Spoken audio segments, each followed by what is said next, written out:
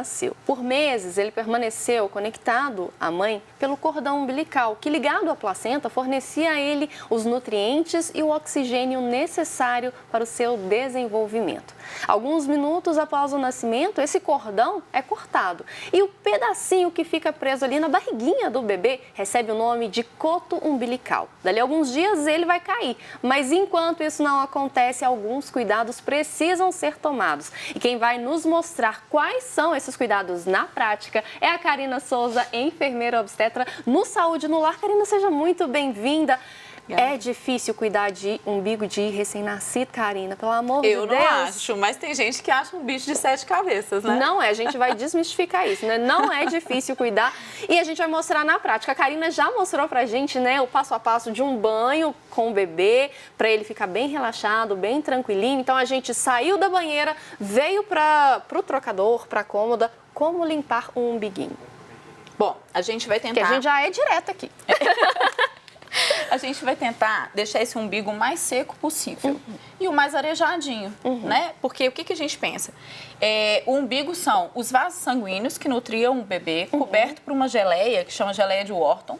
Parece que é uma coisa molenga, mas não é. Ela é firme. Até na hora de cortar o cordão, alguns pais falam, nossa, isso é difícil, né? Duro, é né? duro. Pra cortar. E aí fica esse cotozinho pequenininho aqui. O que ele precisa? Ele precisa secar. Ele vai mumificar, né, que é o termo técnico, e vai cair daí uns dias. Normalmente ele cai até as 2 primeiras semanas de vida do bebê. Então o que a gente faz? Hoje em dia, a gente não usa mais essa gazinha encharcada em álcool. Antigamente, a gente orientava os pais a abrirem a gazinha, fazer essa dobradura aqui, deixá-la compridinha. E a gente vinha aqui e encharcava essa gazinha com álcool. Colocava o álcool aqui, encharcava, vinha até o coto umbilical e enrolava. Sim. Só que a pele do bebê é extremamente sensível e esse álcool acaba por danificar aqui, né, essa partezinha do pé umbilical, fica vermelho, descasca, pode dar uma irritação. É porque acaba ressecando também, né? E ressecando de uma forma ruim pro corpo umbilical e pro bebezinho. Então a gente vai dobrar, vai fazer essa dobradura com a gazinha, a gente vai pegar o cotonete, a gente vai embebedar o cotonete e a gente vai fazer a limpeza. Pode pegar, não tem nenhum problema. Isso que eu ia te perguntar, porque eu acho que a minha maior aflição era pensar, meu Deus, eu vou mexer no umbigo do Nicolas e ele vai sentir dor. Tem terminação nervosa aqui? Ele sente quando você está mexendo? Nenhuma. O bebê sempre vai reclamar quando a gente mexer com ele. Se a gente mexer na mão, ele vai reclamar. Se a gente mexer no pé, ele vai reclamar. Se a gente mexer no umbigo, ele vai reclamar. Tipo, me deixa quietinho, não custa nada. Então, a gente pode pegar, a gente pode movimentar para cima, para baixo, tá? Então, a gente pega esse cotozinho, a gente vai trazer o cotonete aqui bem na base e vai passar em toda essa base aqui, circulando, para poder fazer essa higienização. Então, o importante, Karina, é higienizar a base desse umbigo. Isso. É o que vai virar realmente o umbigo, né? Mas é a base, não a parte que vai cair, então. Mas a gente orienta também que você continue fazendo essa limpeza em toda a parte dele. É mais fácil essa parte aqui secar antes da de dentro, porque ela fica mais exposta. Por isso que a gente sempre frisa muito aqui dentro, nessa basezinha, porque o que fica lá dentro fica úmido, né? Então, a gente quer tirar essa umidade. O que a gente precisa observar nesse momento? Se a região está vermelha, se está quente, se tem alguma secreção, principalmente se é uma secreção amarelada, se tem um odor fétido, e isso são sinais de infecção no coto umbilical e que o bebê precisa ser levado a uma urgência para ser avaliado, ou na pediatra dele para ser avaliado, tá? Mas aí, então, passou ali, e aí eu te pergunto, quando, por exemplo, já acabou a limpeza? Porque aquela, já, né? É rápido, assim? Já foi? Não precisa ficar aqui, realmente passar 2, 3 vezes. Passou uma vez com segurança, limpou, descarta o cotonete, a gente vem com a gazinha, a gente vai enrolar todo esse coto. Pensa que meu dedo é o coto, gente, porque tá mais parecido com o coto do que o do bebezinho. Então, enrola ali. Eu enrolo, né? Faço ele ficar todo cobertinho, passo uma por cima, vai fazendo do seu jeito aí que vai ficar bacana. E eu tento deixar sempre pra cima, porque se eu colocar junto com a fraldinha e tampar, Percebe que a gente pode criar um ambiente de umidade aqui? Se ele vem aqui para baixo, ele vai ficar com urina. Sim. Um cocôzinho mais mole também chega aqui e isso pode trazer um risco de infecção. Então, a gente tenta deixá-lo mais para fora possível. Às vezes pega uma partezinha, mas o que ficar para fora tá ok. Uma dica que me deram na maternidade era virar dobrar uma partezinha da fralda, né? fraldinha. Que tamparia ali onde vai ser o umbigo, virar para baixo aqui, e ó. aí essa parte ficaria exposta. Isso, a gente coloca aqui, a gente faz uma dobradura nessa parte que não tem algodão, aqui. Aí fazemos assim e ele vai ficar menor, a gente diminui a área da fraldinha. Prende aqui com o adesivo da fralda e aqui, ó, mesmo que você não coloque, ó, ficou exposto. Ele vai ficar isso, e aqui vai estar com a gazinha, fica pra fora. Uma coisa que antigamente eu via muito falando, né, quando eu tinha primas menorzinhas, que era aquela faixa que você colocava no umbigo do bebê. Isso é recomendado ainda hoje ou não? Isso não. Já passou? Não, hoje a gente não recomenda mais, porque entende-se que precisa secar. Então, precisa não estar abafado. A faixa abafa, né? Cria um ambiente mais úmido e pode demorar mais tempo para esse umbigo cair. Assim como moedas não precisam ser utilizadas, né?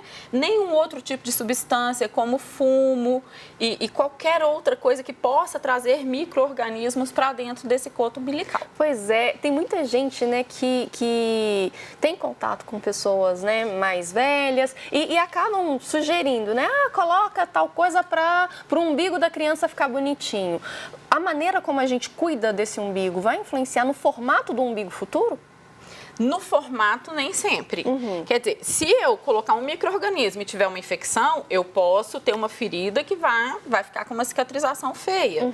Agora, se eu faço os cuidados com álcool, com a gazinha, se ele fica para fora, se ele fica para dentro, não faz diferença. Não é isso que torna um umbigo fundo ou um umbigo raso.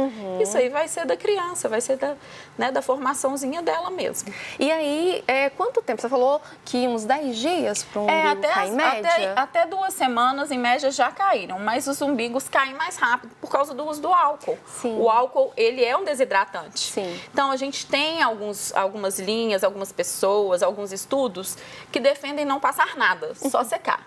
E outros que defendem o uso do álcool. Eu, geralmente, faço essa explicação para as minhas pacientes e deixo a critério delas utilizarem o álcool ou não. O importante é deixar limpo e seco.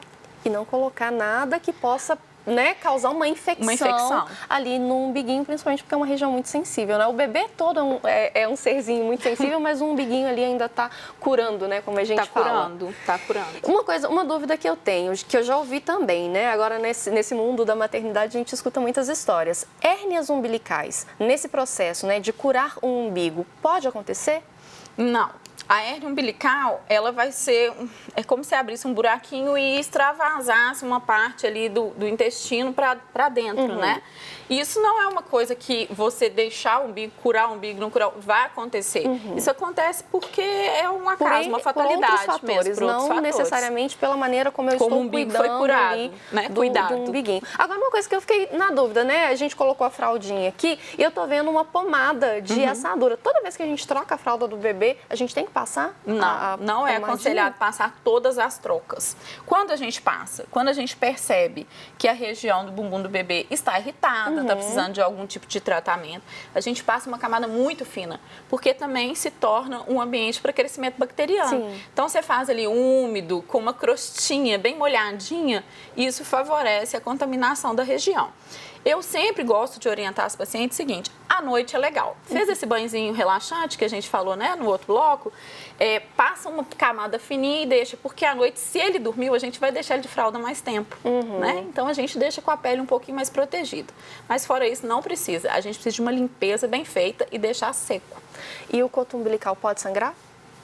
Não. Ele não vai Se sangrar. ele sangrar, a gente precisa procurar a urgência. É interessante, né, Karina, sempre estar observando essa região do bebê, né? Porque é ela que vai indicar se tem alguma coisa errada ou não na cura do umbiguinho da criança. Isso aí. Eu acho assim, sangue vivo não pode. Às vezes a gente limpa com cotonete, parece que vem aquele sanguinho mais velho, não tem nenhum problema, né? Isso aí já é antigo.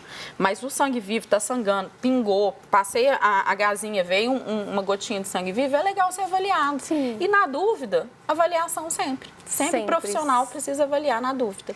Caso o pessoal de casa tenha ficado com mais alguma dúvida em relação à limpeza do coto umbilical, o banho, que a gente já falou aqui, quais são as redes sociais que o pessoal te encontra?